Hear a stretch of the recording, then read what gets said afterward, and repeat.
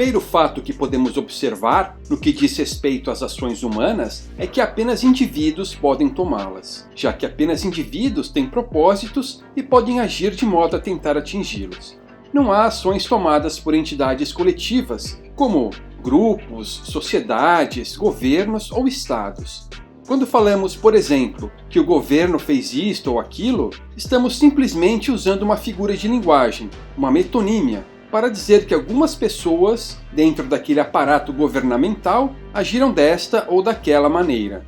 Ao contrário do que os encenadores de virtudes querem lhe fazer acreditar, toda ação humana é egoísta. Isto é, todos nós agimos para melhorar nosso bem-estar, para aumentar nosso grau de satisfação, para criar valor para nós mesmos. Como nosso conhecimento é incompleto, nem toda ação de fato resulta em uma melhora desse bem-estar, mas sempre que escolhemos agir de certa maneira, esperamos que haja tal melhora. Se essa liberdade para agir implica escolhas equivocadas ocasionalmente, ao convivermos com as consequências dessas escolhas ruins, aprendemos a escolher com mais discernimento nas próximas vezes.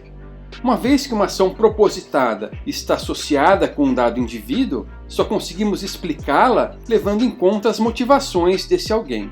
Logo, quando discutimos as ações de outra pessoa do ponto de vista econômico, estamos assumindo implicitamente que ela possui opiniões ou aspirações sobre como o mundo deveria se desenvolver, isto é, ela tem preferências. Como essas preferências estão relacionadas a uma pessoa específica, a um sujeito, dizemos que elas são subjetivas. Grosso modo, a diferença entre um enunciado subjetivo e um objetivo é a mesma entre uma opinião e um fato.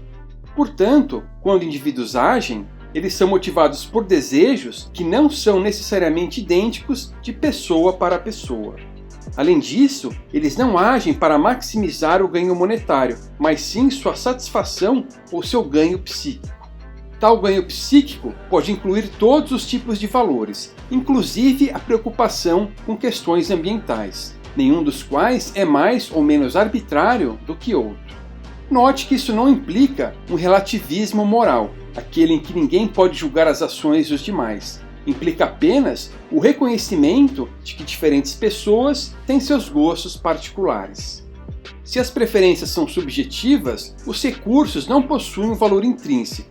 Ao contrário, esse valor muda de pessoa para pessoa e muda ao longo do tempo, conforme as preferências vão se alterando. Muda também conforme a utilidade e a escassez do recurso. Os 4 pães que você comprou lhe são úteis, já que alimentarão a sua família no café da manhã. Mas o 5º pão já não tem o mesmo valor para você, porque ninguém mais estará com fome. Perceba, pois, que o mesmo recurso pode ter valores diferentes de acordo com sua utilidade.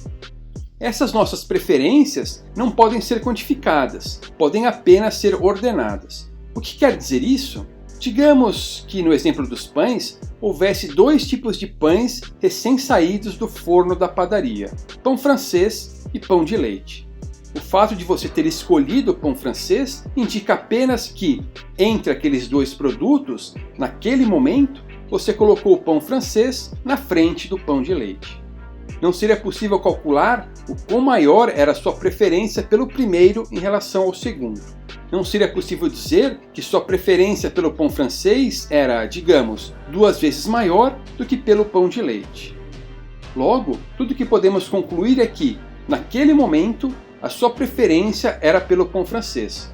Outra pessoa, ou até mesmo você no dia seguinte, poderia preferir o pão de leite. A escala de valores de alguém está sempre sujeita a mudanças, não podendo ser conhecida a priori. Apenas com o seu ato de comprar os 4 pãezinhos é que descobrimos ali a sua preferência.